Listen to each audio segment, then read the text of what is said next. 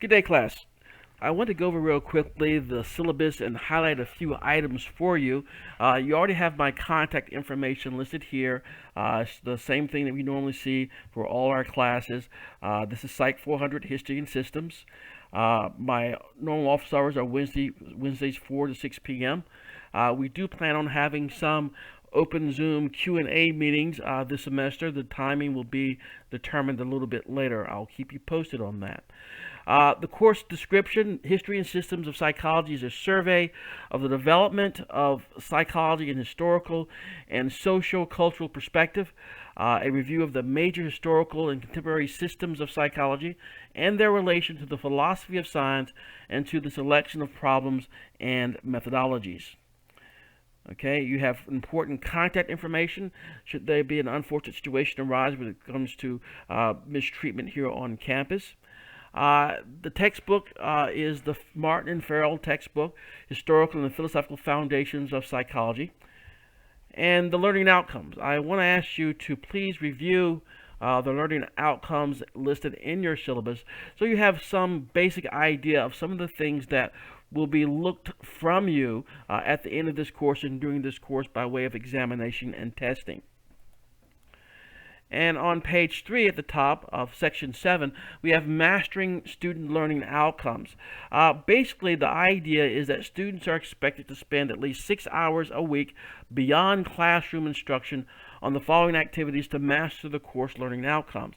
And so they just have listed here several things that we've seen that does seem to help students perform better in our classes.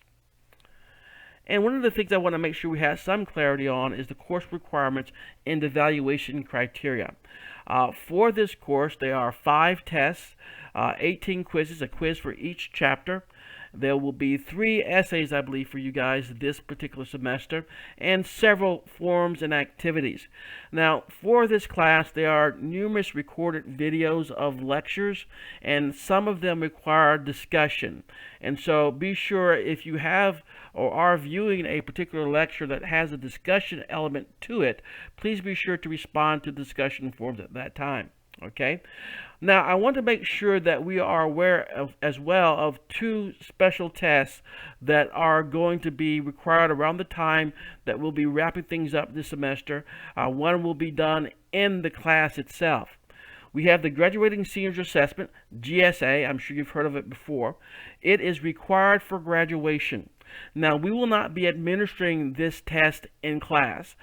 There will be a special link that will be emailed to you from the university college, and I will have that link as well once it's made available, and I will post that link in our Canvas site too. But that link will give you the way to register for that test and then take that test for the Graduating Seniors Assessment.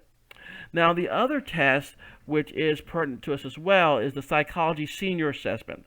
This is a required component of Psych 400, this particular course. What it's doing is assessing psychology department's learning outcomes.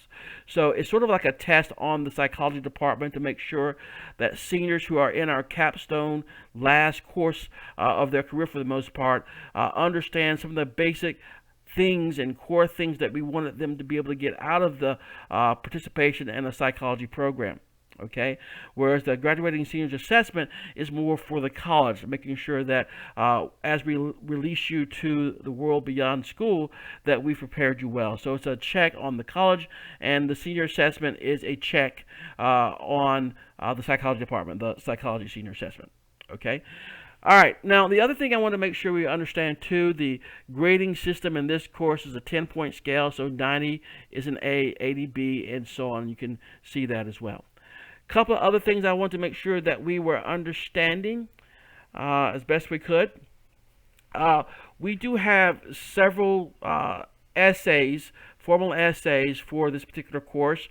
I do ask for you to provide a cover page for them with your name and title and, of your paper, as well as your name as well, so that there's not going to be any issue with whose paper it actually is as I go through the process of grading them. So be sure to do that.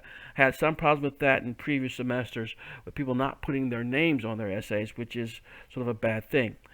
The course is outlined in the schedule of this for the syllabus, but you'll see a much more detailed one on the Canvas site. I just wanted to point out a couple of things for you.